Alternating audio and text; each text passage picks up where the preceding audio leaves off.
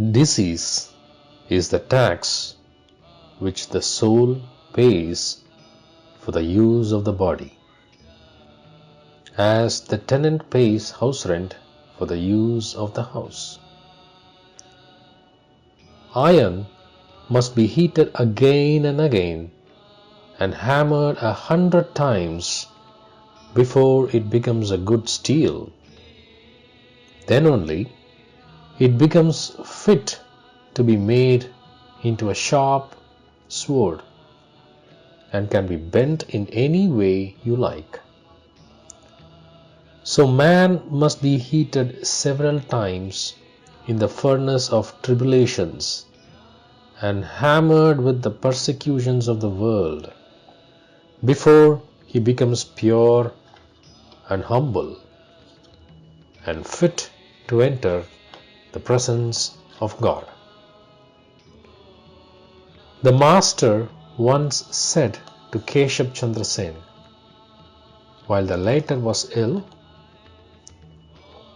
"You are suffering, but your illness has a deep meaning. In this body, you have gone through various stages of spiritual development. The body is now suffering from the reaction. When the spiritual waves arise, the consciousness of the body vanishes, but it tells upon the body in the end. When a big steamer plies on the Ganges, the waves dash against the shore for some time after the steamer has passed. The larger the boat, the bigger the waves, and sometimes they even break down the banks. If an elephant enters a small hut, the hut shakes and falls down. So also the experience of spiritual ecstasy shakes and sometimes shatters the body of the devotee. Do you know the consequence of this? If a house catches fire, many things are burnt. Similarly, the fire of the divine wisdom burns all passions, anger, and other evils, and in the end destroys the consciousness of I, me, and mine. The body then suffers a severe shock and is shattered. You may think that everything is finished, but as long as there is the least vestige of the ego, he will not make you free. If you are admitted as a patient in a hospital, you will not be discharged unless you are perfectly cured. The master said to Keshab while the latter was ill,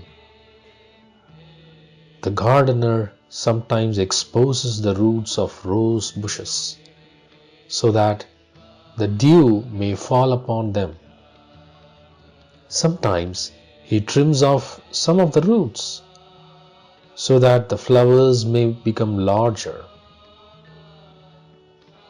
Perhaps the Lord is preparing you to do greater work." Expressing his own attitude towards illness, the master said, "Let the disease run its course and let the body suffer. But, O mind, be thou ever in bliss." The power and glory of knowledge and faith never fail a true devotee, whatever be the joy and suffering his body undergoes.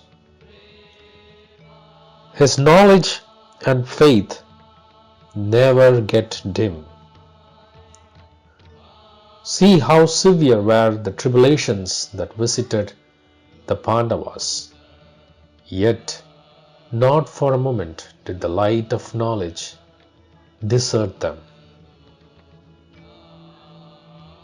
Look at the anvil of a blacksmith, how it is hammered and beaten, yet it moves not from its place.